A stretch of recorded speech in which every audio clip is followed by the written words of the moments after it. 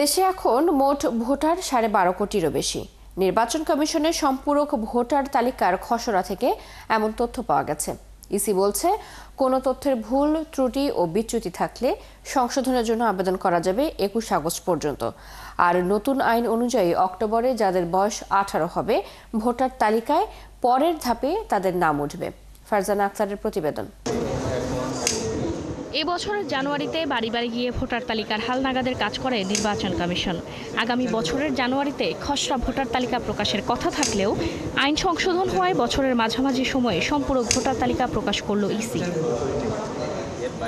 সে অনুযায়ী এখন মোট ভোটার 12,61,70,900 জন।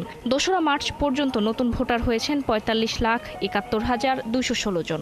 আর ভোটার মারা যাওয়ায় তালিকা থেকে বাদ দেওয়া হয়েছে 21,32,590 জনকে। বাদ পড়া ভোটার যাদের আমরা তথ্য নিয়েছিলাম বাড়ি বাড়ি যে, এবং যারা আমাদের সহোদ্যোগী হয়ে এসে আমাদের সাথে অন্তর্ভুক্ত হয়েছেন, তাদের সংখ্যা হচ্ছে এই 2রা মার্চ পর্যন্ত তাদের সংখ্যা হচ্ছেন 45,71,216। নির্বাচন কমিশন বলছে, নতুন নিয়মে 31 অক্টোবরে যাদের বয়স 18 হবে তাদের এখনও তালিকায় আনা হয়নি। ফলে চূড়ান্ত তালিকায় বাড়বে ভোটার সংখ্যা। 18 বছর পূর্ণ হয়েছে তাদেরকে আমরা অন্তর্ভুক্ত করে আরেকটা তালিকা প্রকাশ করব। কাজে আমিও আপনাদেরকেও আগেও বলেছি, আজকেও আবার পুনরায় বলছি যে এই বছর মূলত 3টা তালিকা হচ্ছে। একটা হচ্ছে যে 2রা মার্চ যেটা চূড়ান্ত করা হয়েছে, 31 আগস্ট পর্যন্ত আজকের বিবেচনায় যেটা চূড়ান্ত হবে, এবং 31 অক্টোবর পর্যন্ত বিবেচনায় নিয়ে যে ভোটার তালিকাটা চূড়ান্ত হবে। প্রকাশিত খসড়ায় কোনো তথ্যের ভুল, ত্রুটি ও বিচ্যুতি থাকলে সংশোধনের জন্য আবেদন করা যাবে আগামী 21 আগস্ট পর্যন্ত। পাশাপাশি যোগ্য ব্যক্তির নাম অন্তর্ভুক্তি বা মৃত ব্যক্তির নাম কর্তন এবং ভোটার স্থানান্তরের আবেদনও এই সময়ের মধ্যে করা যাবে। যদি কেউ বাদ পড়ে থেকে থাকেন, আল্লাহ না করুক, এই যে যাদের অন্তর্ভুক্তির কথা বললাম, এদের ভিতর থেকে যদি ইন্তেকাল কেউ করে থেকে থাকেন, পরলোকে যেয়ে থেকে থাকেন, তারটা বাদ যাবে, আবার নতুন আসবেন। এটা তো একটা চলমান প্রক্রিয়া। আমরা একটা সার্টেন টাইমে এটাকে ডিটারমাইন করে আমরা এটা কাজ করি, কিন্তু এটা তো ওয়ান টাইম এক্সারসাইজ না। প্রথমবারের মতো নির্বাচন কমিশন বছরে 3 ধাপে ভোটার তালিকা প্রকাশ করবে। ফারজানা আক্তার, 71, ঢাকা। দ্বিতীয়বারের মতো জাকসু নির্বাচনে তফসিল ঘোষণা করল জাহাঙ্গীরনগর বিশ্ববিদ্যালয় প্রশাসন। ঘোষিত তফসিল অনুযায়ী আগামী 11 সেপ্টেম্বর সকাল 9টা থেকে বিকেল 5টা পর্যন্ত কেন্দ্রীয় ও হল সংসদ নির্বাচনের ভোট গ্রহণ অনুষ্ঠিত হবে। রবিবার বিকেলে জাহাঙ্গীরনগর বিশ্ববিদ্যালয়ের সিলেট হলে আয়োজিত এক সভায় তফসিল ঘোষণা করেন প্রধান নির্বাচন কমিশনার অধ্যাপক ডক্টর মনিরুজ্জামান। এর ফলে দীর্ঘ 33 বছর পর সচল হচ্ছে বিশ্ববিদ্যালয়ের কেন্দ্রীয় শিক্ষার্থী সংসদ। ঘোষিত তফসিল অনুযায়ী আজ রাতে খসড়া ভোটার তালিকা ও আচরণবিধি প্রকাশ করা হবে। এরপর 17 আগস্ট চূড়ান্ত হালনাগাদ ভোটার তালিকা ও আচরণবিধি প্রকাশ, 18 ও 19 আগস্ট মনোনয়নপত্র সংগ্রহ ও জমার তারিখ নির্ধারণ, আর 25 আগস্ট মনোনয়নপত্র যাচাই বাছাই পর খসড়ার প্রার্থী তালিকা প্রকাশ করা হবে। মনোনয়নপত্র প্রত্যাহারের শেষ তারিখ 28 আগস্ট এবং প্রার্থীদের চূড়ান্ত তালিকা 29 আগস্ট প্রকাশ করা হবে। 11/9/2025 বৃহস্পতিবার সকাল 9টা থেকে বিকেল 5টা পর্যন্ত ভোট গণনা ও ফলাফল ঘোষণা স্থান হচ্ছে সিনেট হল। এই কক্ষটিতেই ফলাফল ঘোষণা করা হবে এবং ভোট গণনা শুরুর প্রতি 2 ঘন্টা অন্তর অন্তর ফলাফলের আপডেট নির্বাচন কমিশন থেকে প্রকাশ করা হবে। সারা দেশে জেলা ও উপজেলা পর্যায়ে বিএনপির কর্মী সম্মেলনের অংশ হিসেবে নেত্রকোনা জেলার সদর উপজেলায় 11 বছর পর আজ অনুষ্ঠিত হতে যাচ্ছে দ্বিবার্ষিক সম্মেলন। সম্মেলনকে কেন্দ্র করে এরই মধ্যে শেষ হয়েছে নেতাকর্মীদের সকল ধরনের প্রস্তুতি। গত 2 সপ্তাহ ধরে উপজেলার বিভিন্ন ওয়ার্ড ঘুরে সম্মেলনকে সফল করার জন্য প্রচারণা চালাচ্ছেন নেতাকর্মীরা। সেই সাথে বইছে উৎসবের আমেজ। রাস্তাঘাট তোরণ, ফেস্টুন, ব্যানার দ্বারা সাজানো হয়েছে। আমন্ত্রণ জানানো হচ্ছে কেন্দ্রীয় নেতাকর্মীদের। সম্মেলনে অতিথি হিসেবে উপস্থিত হবেন বিএনপির কেন্দ্রীয় কমিটির নেতারা। আজ সকাল 10টা থেকে শুরু হবে সম্মেলন, আর সম্মেলন শেষে ভোটের মাধ্যমে নির্বাচিত হবে সদর উপজেলা বিএনপির সভাপতি ও সাধারণ সম্পাদক। দেশের আইন শৃঙ্খলা পরিস্থিতি এবং অর্থনীতি আগের থেকে ভালো হয়েছে। ফেব্রুয়ারিতে সুন্দর নির্বাচন করা যাবে বলে জানান ধর্ম উপদেষ্টা আফম খালিদ হোসেন। রবিবার সন্ধ্যায় ব্রাহ্মণবাড়িয়া সদরের পশ্চিম মেড্ডা এলাকার জামিয়া দারুল আকরাম মাদ্রাসায় আলেম ওলামাদের সাথে মত বিনিময় অনুষ্ঠিত হয়। সেখানে তিনি জানান, অন্তর্বর্তী সরকার দায়িত্ব নেওয়ার সময় দেশে থানা পুলিশ ছিল না। ঢাকায় শিক্ষার্থীদের ট্রাফিকের দায়িত্ব পালন করতে দেখা গেছে। আইন শৃঙ্খলা পরিস্থিতি একদিনে নিয়ন্ত্রণ সম্ভব নয়, তবে এখন তা বহুগুণে ভালো হয়েছে। অর্থনীতিও উন্নতির পথে। এ সময় আগামী ফেব্রুয়ারিতে একটি সুন্দর নির্বাচন আয়োজনের প্রস্তুতি চলছে বলেও জানান তিনি। দিনে সম্ভব নয়, ল অ্যান্ড অর্ডারকে কন্ট্রোল হয়। তবে আলহামদুলিল্লাহ বহু গুণে আইন শৃঙ্খলা পরিস্থিতি ভালো হয়েছে, অর্থনীতি ভালো হয়েছে, এবং আমরা আশা করি আমরা একটা সুন্দর নির্বাচন আগামী ফেব্রুয়ারি মাসে আমরা করতে পারবো। এভাবে আমাদের প্রস্তুতি চলছে।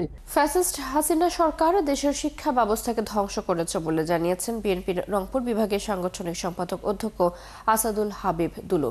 রবিবার বিকেলে লালমনিরহাট জেলা সদরে তিস্তা ডিগ্রি কলেজে শিক্ষার্থীদের মাঝে বিভিন্ন জাতের ফলজ ও বনজ গাছ বিতরণ করা হয়।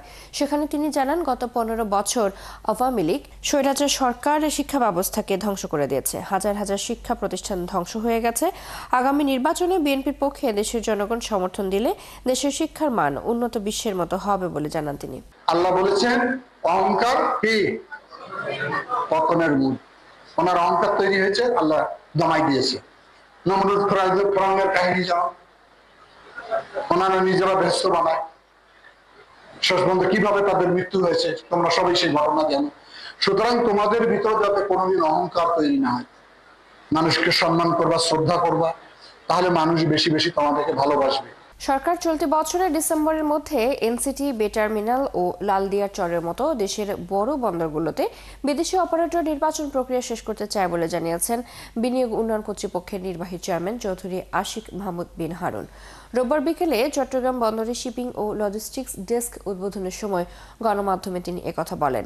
নিউ মোরিং কন্টেইনার টার্মিনাল নৌবাহিনী পরিচালিত ড্রাই ডক লিমিটেড পরিচালনার দায়িত্ব নেওয়ার পর কন্টেইনার হ্যান্ডলিং 30% বেড়েছে বলে জানান তিনি। জহিরুল ইসলামের ক্যামেরায় চট্টগ্রাম থেকে প্রণবেশ চক্রবর্তী প্রতিবেদন। আমদানি রপ্তানি কার্যক্রম বৃদ্ধি পাওয়ায় বন্দরের কার্যক্রমে গতিশীলতা ও বন্দর সম্প্রসারণের উদ্যোগ নিয়েছে চট্টগ্রাম বন্দর কর্তৃপক্ষ। এরই মধ্যে লালদিয়ার চর ও বে টার্মিনাল নির্মাণকে অগ্রাধিকার দিচ্ছে সরকার।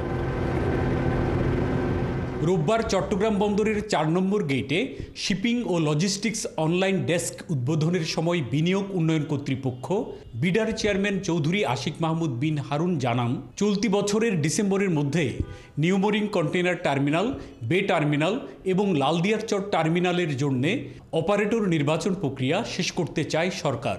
আমরা চাই যে আমরা খুব ফাস্ট এই প্রজেক্টগুলো কমপ্লিট করব। তা আমাদের এখনও অ্যাম্বিশন হচ্ছে যে এই ডিসেম্বরের মধ্যে আমরা আমাদের বড় যে পোর্টগুলো আছে সেগুলোর খুব মাইলস্টোন কিছু প্রোগ্রেস করে দিয়ে যেতে চাই, যে কিছু এগ্রিমেন্ট সাইন করে দিতে চাই, কিছু গ্রাউন্ড ব্রেক করা শুরু হয়ে যাবে। বেশ কিছু জায়গায় আপনারা এমন একটা জায়গায় আমরা নিয়ে যাব যেখানে চাকা গড়ানো শুরু করেছে, এরপর আর সেই চাকাটা থামানো সম্ভব না। 2030 সালের মধ্যে চট্টগ্রাম বন্দরের সক্ষমতা কয়েকগুণ বৃদ্ধি পাবে উল্লেখ করে বিডা চেয়ারম্যান বলেন, অটোমেশনের ফলে সার্বিক ব্যবস্থাপনায় গতি আসবে, দুর্নীতি কমবে। জাস্ট একটা বাটন ক্লিক করে ঘরে বসে জিনিসটা করে ফেলতে পারছেন, সো সময় সিগনিফিকেন্টলি কমে আসছে। একই সাথে আমরা সবসময় যেই অভিযোগটা অনেকের কাছ থেকেই পাই, যে দুর্নীতির যে অভিযোগ এবং হ্যারাসমেন্ট যেটা হয় অনেক সময়, সেটাও সিগনিফিকেন্টলি কমে আসবে, বিকজ আপনার আসলে কারোর সাথে ইন্টারাক্ট করতে হচ্ছে না, আপনি একটা সফটওয়্যারের সাথে একটা বাটন ক্লিক করে পেমেন্টটা করে দিচ্ছেন। বন্দরের নিউ মোরিং কন্টেইনার টার্মিনাল পরিচালনায় নৌবাহিনী পরিচালিত ড্রাইডক লিমিটেড দায়িত্ব নেওয়ার পর কন্টেইনার হ্যান্ডলিং 30% বেড়েছে এবং জাহাজ অপেক্ষার সময় কমেছে 13%, বলেন BIDA chairman. Turn around time মানে একটা জাহাজ ভিড়ে সেই গুডসটা খালাস করে সে চলে যাবে, এটাও প্রায় টার্ন অ্যারাউন্ড টাইম প্রায় 13% কমে এসেছে। 30% ভলিউম বেড়েছে, সময় কমে এসেছে প্রায় 13%। বন্দরের বিভিন্ন কার্যক্রম পরিদর্শন শেষে ভেহিকেল ও কন্টেইনার ডিজিটাল ডাটা এক্সচেঞ্জ সিস্টেমের উদ্বোধন করেন বিডা চেয়ারম্যান। প্রণবেশ চক্রবর্তী, 71, চট্টগ্রাম। চট্টগ্রাম বন্দরে পণ্য ও কন্টেইনারের চাপ সামলাতে লালদিয়া চরে আধুনিক টার্মিনাল নির্মাণের পরিকল্পনা করছে বন্দর কর্তৃপক্ষ। এরই মধ্যে টার্মিনাল নির্মাণের প্রস্তাব দিয়েছে ডেনমার্ক ভিত্তিক এপি মুলার গ্রুপ। নৌবাণিজ্যে বিশ্বের শীর্ষ এই কোম্পানি বিনিয়োগ করলে বন্দর ব্যবস্থাপনায় উন্নতির পাশাপাশি দেশের দক্ষ জনশক্তি তৈরি হবে বলছেন সংশ্লিষ্টরা। চট্টগ্রাম থেকে প্রণবেশ চক্রবর্তী প্রতিবেদন। চট্টগ্রাম বন্দরের বহির্নোঙর থেকে বন্দর চ্যানেল হয়ে কার্গো ও কন্টেইনারবাহী বড় জাহাজগুলোর জেটিতে ভিড়তে পাড়ি দিতে হয় কয়েকটি বিপজ্জনক বাঁধ। মোহনা থেকে 16 কিলোমিটার দূরত্বের জেটিতে আসতে জাহাজগুলোকে বহির্নোঙরে লাইটার জাহাজে পণ্য খালাস করে ড্রাফট কমিয়ে ভিড়তে হয়। এই সমস্যা সমাধানে বন্দর চ্যানেলের 7 থেকে 8 কিলোমিটার কাছেই পতেঙ্গার লালদিয়ার চরে নির্মিত হতে যাচ্ছে অত্যাধুনিক টার্মিনাল। আমদানি রপ্তানি বাড়ায় চট্টগ্রাম বন্দর দিয়ে প্রতি বছর 3 থেকে 4 লাখ কন্টেইনার হ্যান্ডলিং বাড়ছে। বন্দরের বর্তমান অবকাঠামো কন্টেইনার বৃদ্ধির এই চাপ সামলাতে সক্ষম নয়, তাই লালদিয়ার চরেই ভরসা করছে বন্দর কর্তৃপক্ষ। এই টার্মিনালের মাধ্যমে চট্টগ্রাম বন্দরের ক্যাপাসিটি অনেকাংশে বৃদ্ধি পাবে। আমরা বিশেষ করে একটা আন্তর্জাতিক খ্যাতিসম্পন্ন টার্মিনালের এক্সপার্টাইজটা আমরা এখানে পাবো। সর্বোপরি চট্টগ্রাম পোর্টের দক্ষতা সক্ষমতা অনেক বেশি বৃদ্ধি পাবে। এরই মধ্যে নৌবাণিজ্যে বিশ্বের দ্বিতীয় শীর্ষ কোম্পানি ডেনমার্কের অ্যাপি মোলার মার্স্ক গ্রুপের সাথে সরকারের কথা চলছে। এতে টার্মিনাল পরিচালনায় আমূল পরিবর্তন আসবে বলে মনে করছেন বন্দর ব্যবহারকারীরা। লালদিয়ার কথা বললেন মার্কসলাইনকে, সেটা কিন্তু তারা এখানে প্রচুর ইনভেস্ট যদি করে তারা অপারেট করবে, একসময় সেটা আমাদের দেশের হয়ে যাবে, সেটাকে আমি অ্যাপ্রিসিয়েট করি। এই টার্মিনাল নির্মিত হলে দেশের টার্মিনাল পরিচালনায় সর্বাধুনিক প্রযুক্তি ও টেকনোলজির সাথে পরিচিতি ঘটবে বলছেন ব্যবসায়ী ও নৌবাণিজ্য সংশ্লিষ্টরা। আমাদের এইগুলো ফ্যাসিলিটেট করার উচিত। যত ফ্যাসিলিটেট করব, শুধু ফরেনদের জন্য তো করছি না, আমাদের ইকোনমির জন্য করছি। ইকোনমির জন্য লোকাল ইনভেস্টরও হতে পারে, ফরেন ইনভেস্টর হতে পারে। যে ভালো পারফর্ম করবে, they deserve to get whatever job. মার্কসলাইন আমরা চাই যে তারা একটা ইনভেস্ট করুক এখানে বাংলাদেশে, এবং তাদের যে দক্ষতা, সেই দক্ষতার সাথে আমাদের যারা কারিগরি লোকজন আছেন, আমাদের যারা বাংলাদেশের যারা লোকজন আছেন, এদের সাথে যারা প্রতিষ্ঠানিকভাবে কাজ করবেন, তাদের মধ্যে কিন্তু একটা দক্ষতা অর্জন করবে। বাংলাদেশ বিনিয়োগ উন্নয়ন কর্তৃপক্ষ বিডার নির্বাহী চেয়ারম্যান চৌধুরী আশিক মাহমুদ বিন হারুন গত মে মাসে লালদিয়ার চর পরিদর্শনে এসে জানিয়েছিলেন অ্যাপি মোলার এখানে $800 মিলিয়ন বিনিয়োগের আগ্রহ দেখিয়েছে। 2024 সালে লালদিয়া টার্মিনালের কার্যক্রম শুরু করে এপিএম টার্মিনালস। অ্যাপি মোলার মার্কসের সহযোগী এই প্রতিষ্ঠান বাংলাদেশে প্রথমবারের মতো সরকার থেকে সরকার চুক্তির আওতায় বিওটি বা বিল্ড অপারেট ট্রান্সফার পদ্ধতিতে এই প্রকল্প বাস্তবায়ন করবে। প্রণবেশ চক্রবর্তী, 71, চট্টগ্রাম। যুক্তরাষ্ট্রের বাজারে বাংলাদেশের রপ্তানি পণ্যের ওপর শুল্ক হার 20% নেমে আসায় বৈশ্বিক বাণিজ্যে বাংলাদেশের প্রতিযোগিতা সক্ষমতা বাড়বে বলে মনে করছেন ব্যবসায়ীরা। তারা বলছেন, ভারতের উপর শুল্ক বাড়িয়ে 50% করায় বাংলাদেশে তৈরি পোশাক সহ বিভিন্ন পণ্য রপ্তানি পাবে। এতে যুক্তরাষ্ট্রের বাজারে দেশের রপ্তানি আয় আরও বাড়ার সম্ভাবনা রয়েছে। হাবিবুর রহমানের তথ্য ছবিতে প্রতিবেদন।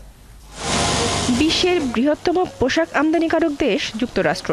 সেই বাজার এতদিন চীন ও ভিয়েতনামের দখলে ছিল, কিন্তু সম্প্রতি ট্যারিফ পরিবর্তন এবং চীনের বাজার হারানোর কারণে বাংলাদেশের জন্য নতুন বাজার সম্প্রসারণের সুযোগ তৈরি হয়েছে।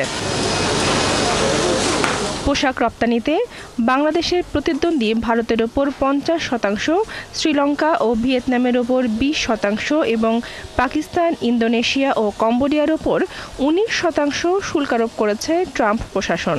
আর বাংলাদেশের ওপর রপ্তানি পণ্যের শুল্ক হার 20% নেমেছে। ব্যবসায়ীরা বলছেন, শুল্ক কমায় বৈশ্বিক বাণিজ্যে বাংলাদেশের প্রতিযোগিতার সক্ষমতা বাড়বে। আমাদের ব্যবসায়ীরা টিকে থাকবে এবং যে শ্রমিকগুলো আছে এই শ্রমিকগুলো সার্ভাইভ করবে। এটা আমাদের জন্য অনেক মঙ্গলজনক। আপাতত দৃষ্টিতে দেখা গেল যে পাকিস্তান বা ভিয়েতনাম এই সমস্ত জায়গায় আমাদের সাথে খুব একটা অসুবিধা হওয়ার কথা না। ব্যবসায়ীরা আরও বলছেন, 2024 সালের জুলাই থেকে চলতি বছরের ফেব্রুয়ারি পর্যন্ত বাংলাদেশ থেকে মার্কিন যুক্তরাষ্ট্রে $5.83 বিলিয়ন পণ্য রপ্তানি হয়েছে। তাই আশা করা যায় শুল্ক কমলে বাড়বে বিনিয়োগ। ধরলাম এখন ভালো, 2 দিন পরে সমস্যা হবে না সেটা আমি বলতে পারি না। এই মার্কেটে যদি এই ধরনের সমস্যা ভবিষ্যতে হয়ও আমরা যেন কোনো বিপদে না পড়ি, এই জন্য আমাদের উচিত এইটাকে দেখে শিক্ষা নিয়ে আমাদের ভবিষ্যতের জন্য আমাদের মার্কেট অ্যারেঞ্জমেন্ট করা, আমাদের মার্কেটের শেয়ার অন্য মার্কেটগুলোতে বাড়ানোর অ্যারেঞ্জমেন্ট করা, এটা আমাদের জন্য খুবই খুবই জরুরি। এ নিয়ে পোশাক রপ্তানিকারকদের সংগঠন বিকেএমই এর সভাপতি জানিয়েছেন, গ্যাস, বিদ্যুৎ সহ সরকারি অন্যান্য পরিষেবা ঠিকঠাক পেলে দেশের অর্থনীতিতে বিরাট পরিবর্তনের সুযোগ রয়েছে। এদিকে কাস্টমস বাধাগ্রস্ত করছে, ওই যে ব্যাংকগুলি, বাংলাদেশ ব্যাংক এবং ব্যাংকগুলি বাধাগ্রস্ত করছে। গ্যাস, বিদ্যুৎ না থাকার কারণে উৎপাদন ব্যাহত হচ্ছে। তো এত সংকট কাটিয়ে রপ্তানি খাত এগিয়ে যাবে, এটা খুব কঠিন। যুক্তরাষ্ট্র 2024 সালে বাংলাদেশ থেকে প্রায় $840 কোটি পণ্য রপ্তানি করে। এর মধ্যে তৈরি পোশাকই ছিল $734 কোটি। বনশ্রী হালদার, ৭১। এই বিষয়ে আরো জানাতে আমাদের সাথে যুক্ত হচ্ছেন সহকর্মী হাবিবুর রহমান। হাবিব, ট্যারিফ বৃদ্ধির কারণে পার্শ্ববর্তী দেশের তুলনায় বাংলাদেশে এটা একটি সুবিধাজনক অবস্থায় রয়েছে, কি বলছেন ব্যবসায়ীরা, জানাবেন। চৈতি, ব্যবসায়ীরা এই বিষয়টাকে একটা সুবর্ণ সুযোগ হিসাবে ধরে নিচ্ছে। কারণটা হচ্ছে তারা বললো যে বিগত দিনে তারা চীন এবং ভিয়েতনামের সাথে আসলে মূল কম্পিটিটর ছিল। বর্তমানে চীনের শুল্কর পরিমাণটা অত্যাধিক পরিমাণে বেশি এবং পাশাপাশি আমাদের পার্শ্ববর্তী দেশ ভারতেরও অবস্থা সেরকমই। সে অবস্থায় বাংলাদেশের ব্যবসায়ীরা এটাকে একটা সুযোগ হিসেবে ধরে নিচ্ছে এবং তারা এমনটা মনে করছে এতে করে বিদেশি বিনিয়োগ বাংলাদেশে বাড়ার একটা সম্ভাবনা রয়েছে। চীনের অনেক বিনিয়োগ বাংলাদেশে আসতে পারে, তারা এই দেশে ফ্যাক্টরি করে আসলে এখান থেকে তাদের ব্যবসা পরিচালনা করার একটা সম্ভাবনা তৈরি হতে পারে। তবে এক্ষেত্রে ব্যবসায়ী নেতৃবৃন্দ বিকেএম এর সভাপতি হাতেম আমাদেরকে জানিয়েছেন যে আসলে এই সামগ্রিক সুযোগ সুবিধা নিতে হলে সরকারকে এখনই একটা প্রস্তুতি নিতে হবে। তারা এখনই বলছে যে আমাদের একটা গ্যাস সংকটের একটা বড় বাজার প্রবলেম রয়ে গেছে। পাশাপাশি আমাদের যে ইন্ডাস্ট্রিয়াল যে জোনগুলো আছে সেখানে যে ইন্ডাস্ট্রিয়াল ফ্যাসিলিটিস গুলো সেখানে কিন্তু সেরকম ভাবে গড়ে ওঠেনি। যতগুলো উঠেছে এখন ব্যক্তি পর্যায়ে সরকারের পৃষ্ঠপোষকতা যদি যথেষ্ট পরিমাণে এখন তৈরি করা যায়, পাশাপাশি বিদ্যুৎ থেকে শুরু করে অন্যান্য পরিষেবা যেমন করে ট্যাক্স ভ্যাট থেকে শুরু করে এনবিআর এবং কাস্টমস এবং বন্দরের যে ফ্যাসিলিটিস গুলো আছে সেগুলো যদি ওয়ান স্টপ সার্ভিস এবং একটি ভবনের মধ্যে আনা যায় তাহলে এটার সুযোগ বাংলাদেশ আসলে গ্রহণ করতে পারে। চৈতি, ব্যবসায়ীরা দীর্ঘদিন ধরে একটা কথা বলে আসছিল যে আসলে একটা ওয়ান স্টপ সার্ভিস করা দরকার। একটা ভবনের নিচে ব্যবসায়ীরা আবেদন করবে, তাদের ট্যাক্স থেকে ভ্যাট থেকে শুরু করে বিদ্যুৎ, গ্যাস এবং অন্যান্য বিনিয়োগ, বিদেশি বিনিয়োগ, কৃষি বিনিয়োগ থেকে শুরু করে সামগ্রিক কার্যক্রম যেন তারা এই ওয়ান স্টপ সার্ভিসের মাধ্যমে পেতে পারে। এটা যদি করা যায় তাহলে ব্যবসায়ীরা মনে করতেছে যে সামনের যে একটা সম্ভাবনাময় সুযোগ তৈরি হয়েছে বাংলাদেশের জন্য, এই সম্ভাবনাটাকে তারা আসলে কাজে লাগাতে পারবেন।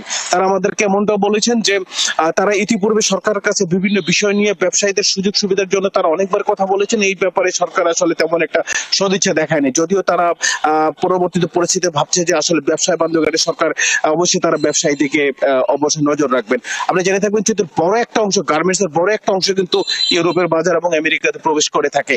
তো আজকের এই যে রেসিপ্রোকাল যে ট্রাম্পের যে শুল্কর বিষয়টা আছে, এখানে বাংলাদেশের দুতিয়ালির কারণে যে একটা সুবিধাজনক অবস্থানে আছে, ব্যবসায়ীরা বলছে এই সুবিধাটাকে তারা সর্বোচ্চ কাজে লাগানো উচিত। হাবিব, ধন্যবাদ আপনাকে, আপনি যুক্ত ছিলেন, আমরা শুনছিলাম আপনার কাছ থেকে। আমাদের সাথে নারায়ণগঞ্জ থেকে যুক্ত ছিলেন সহকর্মী হাবিবুর রহমান। অটোমেশনের মাধ্যমে স্মার্ট বন্দর ব্যবস্থাপনা চালুর জন্য চট্টগ্রাম বন্দরে 5G ভিত্তিক নেটওয়ার্ক তৈরিতে সমঝোতার স্মারক স্বাক্ষর করেছে চট্টগ্রাম বন্দর কর্তৃপক্ষ ও রবি। রবিবার চট্টগ্রাম বন্দর কর্তৃপক্ষের সম্মেলন কক্ষে রবি আজিয়াটা পিএলসির সহযোগী প্রতিষ্ঠান এক্সটেন্ট পিএলসি এবং চট্টগ্রাম বন্দর কর্তৃপক্ষের মধ্যে এই সমঝোতা স্মারক স্বাক্ষরিত হয়। চট্টগ্রাম বন্দর chairman rear admiral M Moniruzzaman এবং এক্সটেন্ট ব্যবস্থাপনা পরিচালক ও সিইও আদিল হোসেন নোবেল নিজ নিজ প্রতিষ্ঠানের পক্ষে চুক্তিতে স্বাক্ষর করেন। এই চুক্তির ফলে বন্দর কার্যক্রমে গতি বৃদ্ধির পাশাপাশি নিরবিচ্ছিন্ন সেবা নিশ্চিত হবে। চুক্তির আওতায় অটোমেশনের 5G নেটওয়ার্ক তৈরির সম্ভাব্যতা সমীক্ষা হবে, যার মাধ্যমে বন্দর সুরক্ষা, স্বয়ংক্রিয় পরীক্ষার ল্যাব পরিচালনা এবং যানবাহন এবং গ্যান্ট্রি ক্রেন পরিচালনায় প্রযুক্তিগত পরিবর্তন আসবে। দীর্ঘদিন সংস্কারের অভাবে মাগুরা পৌরসভার বেশিরভাগ সড়কই চলাচলের অনুপযোগী হয়ে পড়েছে। খানাখন্দে ভরা এসব সড়কে প্রায় ঘটছে দুর্ঘটনা। সামান্য বৃষ্টিতে সৃষ্টি হয় জলাবদ্ধতা, এতে চলাচলে দুর্ভোগ পোহাচ্ছেন সাধারণ মানুষ। জনদুর্ভোগ কমাতে দ্রুত সড়কগুলো সংস্কারের দাবি পৌরবাসীর। সড়ক জুড়ে অসংখ্য ছোট বড় গর্ত, বেশিরভাগ এলাকায় পিচ ঢালাই নেই। একটু বৃষ্টি হলেই সেসব গর্তে জমে যায় পানি। দেশের প্রথম শ্রেণীর পৌরসভার মর্যাদা হলেও মাগুরা পৌরসভার বেশিরভাগ সড়ক এখন দুরবস্থার মধ্যে রয়েছে। যান চলাচলের অযোগ্য এসব সড়ক যেন পৌরবাসীর নিত্যদিনের ভোগান্তির প্রতিচ্ছবি। সুস্থ লোক অসুস্থ হয়ে পড়ে রাস্তা ঝাঁকুনি খেয়ে, বৃষ্টি হলে পানিতে হাঁটু সমান পানি হয়ে যায়। রিক্সা করে আসতেছিলাম, এবার এই অসুস্থতার কারণে, এই অপরিষ্কারের কারণে আমার রিক্সা ওখানে নামাই দিছে, আর রিক্সা পর্যন্ত আসেনি, এখন হেঁটে আমার বাসায় যেতে হচ্ছে। রাস্তার নিচে একটু গর্ত আছে, সেই গর্তের জন্য সাইকেলে একটু ডুবে যায়। আমার স্কুল যে পানি লেগে যায় সাইকেল চালাতে গেলে। কেউ কোনো রিক্সাওয়ালা এই গ্রামে ঢুকতে চায় না। আমরা রিক্সা নিয়ে কোথাও যাব, আসলে তারাও যেতে অপারগতা প্রকাশ করে যে ভাই আপনাদের রাস্তা খারাপ। ভাঙা ও কাদাযুক্ত রাস্তায় প্রতিদিন হেঁটে বিদ্যালয়ে যাতায়াত করতে গিয়ে শিক্ষার্থী সহ অনেকে আহত হয়েছে। এলাকাবাসী বলছেন বারবার সংশ্লিষ্ট কর্তৃপক্ষকে জানালেও তারা সড়ক সংস্কারে উদ্যোগ নেয়নি। মাগুরা পৌরসভার রাস্তাগুলো একেবারে বেহাল অবস্থা, চলাচলের অনুপযোগী হয়ে গেছে, নাগরিক সেবা থেকে মারাত্মকভাবে আমরা বঞ্চিত। এই ব্যাপার নিয়ে আমরা গত বছরও ডিসি সাহেবের অফিসে, পৌরসভার অফিসে গেছিলাম, তারপরে ওনারা বলছে আমরা ঠিক করে দেবো। এ পর্যন্ত এই রাস্তার কোনো কাজ এ পর্যন্ত ঠিক হচ্ছে না। নির্বাহী প্রকৌশলী জানান 6টি প্রজেক্টের আওতায় রাস্তার উন্নয়ন কাজ চলছে, দ্রুতই সমস্যার সমাধান হবে। আমরা কিছু প্রকল্প প্রস্তাব পাঠিয়েছি, এগুলো অনুমোদিত হলে ইনশাল্লাহ মাগুরা এলাকায় জলবদ্ধতা নিরসন হবে এবং রাস্তাঘাট আরও মেরামত বা সংস্কার করা সম্ভব হবে এবং জনসাধারণ এই দুর্ভোগ হতে লাঘব পরিত্রাণ পাবে। মাগুরা পৌরসভা 1993 সালে ক শ্রেণীভুক্ত হয়। পৌরসভার মোট 244 কিলোমিটার সড়কের মধ্যে 157 কিলোমিটার পাকা সড়ক, যার বেশিরভাগই এখন বেহাল। আব্দুল আল মামুন, ৭১। এই বিষয়ে আরো জানাতে আমাদের সাথে এই মুহূর্তে যুক্ত হচ্ছেন সহকর্মী শরীফ তেহরান। কথা বলবো তার সাথে। কতদিন ধরে সড়কগুলো চলাচলের অনুপযোগী হয়ে পড়েছে এবং একই সাথে জানাবেন যে রাস্তার উন্নয়ন কাজ কবে নাগাদ শেষ হবে, এই নিয়ে কি বলছেন সংশ্লিষ্টরা সব মিলিয়ে? চৈতি, আপনাকে ধন্যবাদ। মাগুরা পৌরসভা একটি ক শ্রেণীভুক্ত পৌরসভা। এই পৌরসভার যে উন্নয়ন কাজের কথা আপনি জিজ্ঞেস করেছেন, মূলত উন্নয়ন কাজের যে সড়ক উন্নয়নের যে কাজ সেটি কিন্তু এখনো শুরু হয় নাই। অর্থাৎ আমি যিনি পৌর নির্বাহী আছেন ওনার সঙ্গে কথা বলেছি, উনি বলেছেন RUDD BA প্রকল্পের আওতায় যেই 6টি প্রকল্প, সেই 6টি প্রকল্পের আওতায় কিন্তু মাগুরা পৌরসভা অন্তর্ভুক্ত হয়েছে। অর্থাৎ সেই প্রকল্পের কিছু কাজ শুরু হয়েছে ড্রেনেজ ব্যবস্থার, কিন্তু সড়ক ব্যবস্থার কাজ এখনো শুরু হয়নি। এবং সড়ক ব্যবস্থার কথা বলা হয়েছে যে এই অর্থ বছর এবং আগামী অর্থ বছর, এই দুটি অর্থ বছরের মধ্যেই কিন্তু এই প্রকল্পের কাজ শুরু হতে পারে এবং এই প্রকল্পের কাজ শুরু হলে মানুষের যে দুর্ভোগ, সেই দুর্ভোগ কিছুটা কমতে পারে বলে আশা করছেন তিনি। তবে আমি যেই জায়গাটা দাঁড়িয়ে আছি এটি হচ্ছে মাগুরা পৌরসভার থেকে মাত্র 300-350 মিটার দূরে। অর্থাৎ এটি শহরের অত্যন্ত গুরুত্বপূর্ণ একটি শহর। এই সড়কটি হচ্ছে জেটিসি সড়ক। এখানে শহরের অধিকাংশ সোনার দোকানে এখানে কিন্তু অবস্থিত এবং এই সড়কের পেছনের আপনি দেখেছেন যে কি অবস্থা। এই সড়ক মাত্র 300-350 মিটার দূরে হলেও এই সড়কে কিন্তু এখনো ড্রেনেজ ব্যবস্থা নেই, ফলে বৃষ্টি হলেই পানি জমে যায় এবং এই সড়কটি দীর্ঘদিন ধরেই কিন্তু এরকম ভাঙা রয়েছে। এই সড়কের যতটুকু উন্নয়ন হয়েছে, আশেপাশের যারা ব্যবসায়ী আছে তারা সউদ্যোগে তারা এই সড়কের উন্নয়ন করেছে। এরকম করে কিন্তু মাগুরা শহরের বলা যায় যে অধিকাংশ সড়কে কিন্তু ভেঙে নষ্ট হয়ে গিয়েছে এবং আমি পৌর যে নির্বাহী তিনি বলেছেন যে এই সড়ক নষ্ট হয়ে যাওয়ার অন্যতম একটি কারণ হচ্ছে যে ড্রেনেজ ব্যবস্থা ঠিক মতন গড়ে ওঠেনি। আবার যেই জায়গাতে ড্রেনেজ ব্যবস্থা আছে সেখানে ঠিক মতন পানি নিষ্কাশন হচ্ছে না, ফলে এই পানি থাকার কারণে কিন্তু সড়কগুলো দ্রুত নষ্ট হয়ে যাচ্ছে। আরেকটি বিষয় হলো যে এই যে ড্রেনেজ ব্যবস্থার কথা উনি পাশাপাশি খবর রাখছিলেন, আমরা শুনছিলাম আপনার মাধ্যমে, আপনি খবর রাখতে থাকবেন, নিশ্চয়ই পরবর্তীতে আবারও যুক্ত হব। ঝালকাঠি জেলা সদরের পৌরসভার 11টি সড়ক দীর্ঘদিন ধরে সংস্কারবিহীন পড়ে আছে। খানাখন্দ আর ছোট বড় অসংখ্য গর্ত পুরো সড়ক ভরে গেছে। সামান্য বৃষ্টি হলেই পানি জমে যায় সড়কগুলোতে। বর্ষায় বিভিন্ন সড়কে স্থায়ী জলাবদ্ধতা দেখা দেয়। পৌর কর্তৃপক্ষ বলছেন সড়কগুলো সংস্কারের জন্য প্রকল্প পাঠানো হয়েছে, পাশ হলেই অল্প দিনের মধ্যে নতুন সড়ক নির্মাণ অথবা সংস্কার শুরু হবে। তরুণ সরকারের তথ্য ছবিতে প্রতিবেদন। ঝালকাঠি শহরের 11টি সড়ক সংস্কারের অভাবে চলাচলের অনুপযোগী হয়ে পড়েছে। সড়কগুলোর পিচ উঠে তৈরি হয়েছে খানাখন্দ, ভোগান্তিতে চালক ও যাত্রীরা। তারা বলছেন শহরের TNT রোড, স্ট্যান্ড রোড, পৌর খেয়াঘাট, সুতালড়ি সড়কের বেহাল দশা, প্রায় ঘটছে দুর্ঘটনা। এছাড়া সিটি পার্ক সড়ক, সিটি ক্লাব থেকে কাঠপট্টি পর্যন্ত এবং বাঁশপট্টি সড়কের অবস্থা আরও ভয়াবহ। এসব সড়ক দিয়ে চলাচলের সবচেয়ে বেশি ভোগান্তিতে পড়ছে স্কুল কলেজের শিক্ষার্থীরা। অ্যাম্বুলেন্স কিংবা জরুরি যানবাহন চলাচলেও দুর্ভোগ হচ্ছে চালকদের।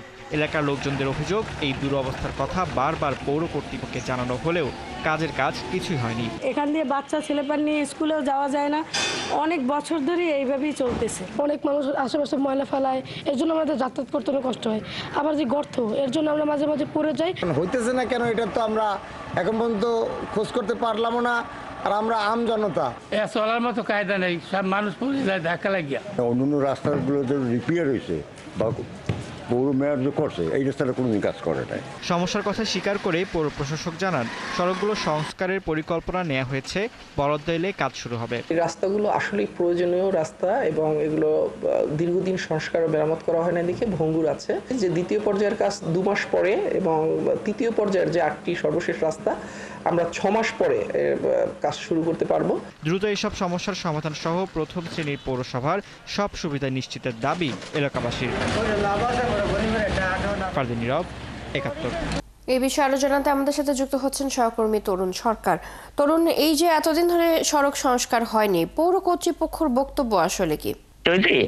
আসলে আমি এখন যে সড়কটিতে দাঁড়িয়ে আছি সেটি হচ্ছে শহরের টিএনটি সড়ক। এই সড়কটি এতটা গুরুত্বপূর্ণ সড়ক ছিল এক সময়, যে এখানে অসংখ্য ব্যবসা প্রতিষ্ঠান গড়ে উঠেছিল সড়কের দুই পাশে। এখন কিন্তু সড়কটির যে বেহাল অবস্থা, সেই অবস্থার কারণে কিন্তু এখানের যে ব্যবসা প্রতিষ্ঠানগুলো ওতে খুব একটা ক্রেতারা আসে না এবং ব্যবসায়ীরা খুব ক্ষতির সম্মুখীন হচ্ছেন। আমার পিছনেই এই সড়কটির আমার পিছনের অংশেই এখনো পানি জমে আছে, যে এই পানি কিন্তু সড়কের যে চলাচলকারী যারা পথচারী রয়েছে সে পথচারী কিন্তু যে গাড়ি চলে সেই গাড়ির যে চাকায় পানি ছিটে তাদের পোশাক নষ্ট হয়ে যায় এবং এই নোংরা পানি স্কুল কলেজের যে শিক্ষার্থী তাদের হচ্ছে জামা কাপড় নষ্ট করে দেয়। এই ব্যাপারে হচ্ছে এই শুধু এই সড়কটি নয়, এরকম 11টি সড়ক রয়েছে যে সড়কগুলো ভাঙাচোরা। এই সড়কগুলোর ব্যাপারে স্থানীয় যে পৌরসভা, সেই পৌরসভার যিনি বর্তমানে প্রশাসক রয়েছেন তার কাছে জিজ্ঞেস করা হয়েছিল যে আসলে এই সড়কগুলো কবে নাগাদ সংস্কার করা হবে।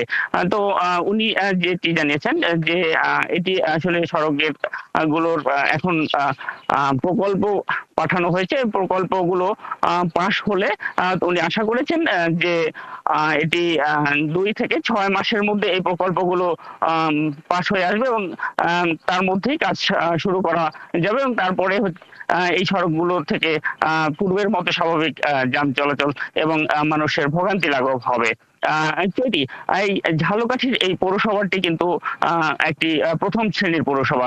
এখানকার যে নাগরিকরা যেটি বলছেন যে নিয়মিত তারা পৌর কর পরিশোধ করছেন বা ট্যাক্স পরিশোধ করছেন, কিন্তু তাদের যে নাগরিক সেবা সেই সেবাটি তারা পাচ্ছেন না। এই রাস্তাগুলোর কারণে তারা কিন্তু প্রতিনিয়ত ভোগান্তিতে পড়তেছেন, ঠিকমতো যে যাতায়াত করতে পারছেন না এবং প্রয়োজনীয় যে গুরুত্বপূর্ণ সময় যেমন অসুস্থ হয়ে পড়লে কাউকে হাসপাতালে নিতে গেলেও যে যানবাহন পাওয়া যাচ্ছে না। এই সমস্যাটি কিন্তু পৌরসভার যে বাসিন্দা তাদের মধ্যে কিন্তু প্রচন্ড ক্ষোভের তৈরি হয়েছে। তরুণ, ধন্যবাদ আপনাকে। আমরা শুনছিলাম আপনার মাধ্যমে সেখানকার যে সড়কের অবস্থা। ধন্যবাদ যুক্ত হবার জন্য। আনুষ্ঠানিকতার মধ্য দিয়ে পাবনায় যাত্রা শুরু হলো সেনা কল্যাণ সংস্থার অঙ্গ সহযোগী প্রতিষ্ঠান সেনা ইন্স্যুরেন্স পিএলসি পাবনা শাখার। পাবনা শহরের আব্দুল হামিদ সড়কের বাবলু টাওয়ারের 3য় তলায় এর উদ্বোধন করেন সেনা কল্যাণ সংস্থার chairman major general Mohammad Habibullah. পরে শহরতলির রত্নদ্বীপ রিসোর্টের কনফারেন্স হল রুমের শাখা কর্মকর্তা, ব্যাংক কর্মকর্তা ও সেবা গ্রহীতার উপস্থিতিতে আনুষ্ঠানিকভাবে এই শাখার উদ্বোধন ঘোষণা করা হয়। অনুষ্ঠানে সেনা ইন্স্যুরেন্স পিএলসির company secretary M Sajidul Islam company profile ও এর সেবা সম্পর্কে অবহিত করে বক্তব্য দেন। আর সেনা ইন্স্যুরেন্স সম্পর্কে নানা তথ্য তুলে ধরে উদ্বোধনী অনুষ্ঠানে বক্তব্য দেন সেনা ইন্স্যুরেন্স পিএলসির ব্যবস্থাপনা পরিচালক ও মুখ্য নির্বাহী কর্মকর্তা অবসরপ্রাপ্ত ব্রিগেডিয়ার জেনারেল মোহাম্মদ শফিক শামীম। আর প্রধান অতিথির বক্তব্য দেন সেনা কল্যাণ সংস্থার chairman major general Mohammad Habibullah. অনুষ্ঠানের প্রতিষ্ঠানটির বিভিন্ন স্তরের কর্মকর্তা, জেলার ব্যাংকার ও ব্যবসায়িক প্রতিনিধিরা অংশ নেন। ওই আস্থার জায়গাটা পাচ্ছে না যে ব্যবসা করব, টাকা ইনভেস্ট করব, কতটুকু আমি রিটার্ন আনতে পারবো। এরকম অবস্থাতেও আল্লাহর রহমতে আমরা আমাদের যে এজিএম হলো এই মাস 2 আগে, সেটাতে আমরা আগের বছর আমাদের ছিল 13.5% ডিভিডেন্ড, এইবার আমরা দিয়েছি 15% ডিভিডেন্ড। এবং এইটা আমার মনে হয় না যে এরকম একটা গ্রোথ সবাই দেখাতে পেরেছে। চলছে দেশজোগ সরাসরি সংবাদ ও অনুষ্ঠান দেখতে চোখ রাখুন একাত্তরের ফেসবুক পেজে, সাবস্ক্রাইব করুন একাত্তরের ইউটিউব চ্যানেল, থাকুন একাত্তরের সাথে।